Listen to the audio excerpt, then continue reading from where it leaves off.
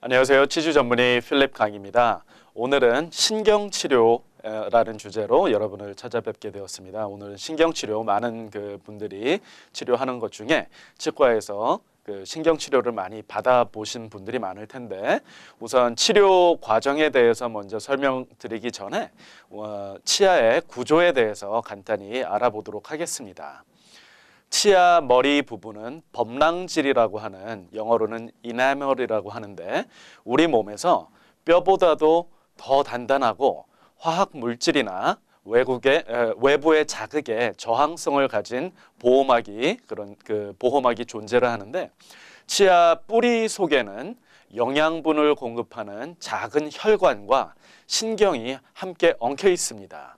보통 충치, 이가 썩거나 그래서 이제 이가 깨지거나 부러지게 되면은 신경과 혈관 속에 염증이 생기기 시작하고, 그럼으로써 이가 시리고 통증이 지속되는 것입니다.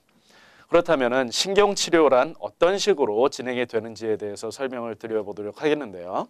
엄밀히 따지면은 신경치료란 신경을 치료하는 것이 아닙니다.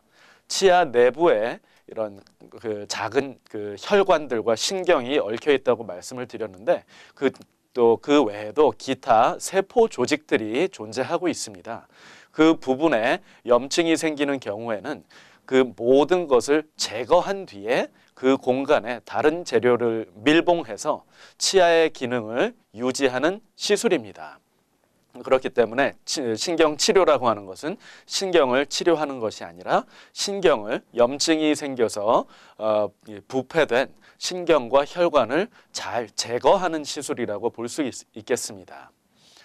자연 치아를 가능하면은 빼지 않고 치아 내부에 신경과 혈관을 제거해서 통증, 그리고 이제 각종 증상들을 없애고 치아가 제자리에서 기능을 할 수 있도록 보존하는 방법인데요.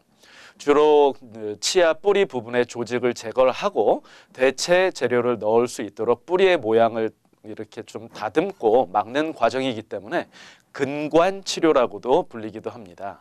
신경 제거술 또한 신경관 근관 치료라고 해야 하는 것이 더 정확한 표현이지만, 편의상 신경치료라는 단어를 많이 사용합니다. 신경치료는 치과 치료 중에 난이도가 꽤 높은 시술 중 하나라고 할 수 있습니다.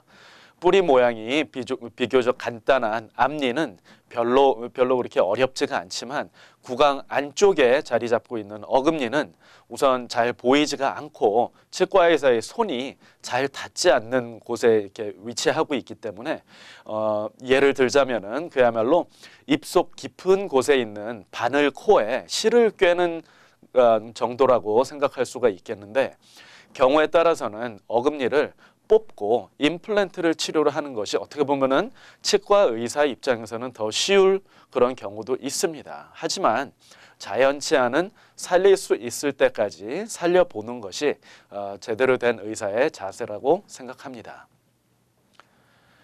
많은 분들이 이제 걱정하시는 것 중에 하나가 신경치료는 너무 아픈 치료가 아닌가, 그런 질문을 많이 하시는데요. 신경치료가 그렇게 아픈 경우는 없습니다. 오히려 그 주변에 놓는 마취 주사가 좀 더 아플 수가 있겠는데요. 개인 차이도 물론 있습니다. 그리고 마취가 풀리고 나면 며칠간은 또 이 통증 때문에 진통제를 복용해야 하는 경우도 간혹 있을 수 있습니다.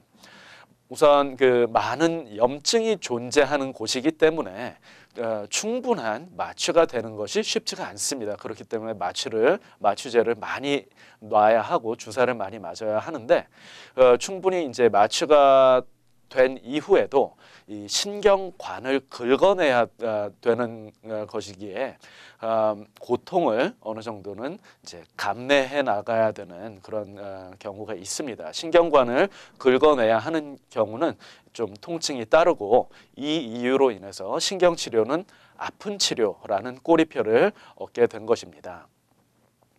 마취가 잘 되도록 바라는 수밖에는 없겠는데요. 하지만 신경이 완전히 죽은 경우에는 마취를 안 해도 신기할 정도로 아프지 않은 경우도 많습니다. 그렇기 때문에 모든 신경 치료가 그렇게 아프다고는 생각 안 하셔도 되지 않을까 싶습니다.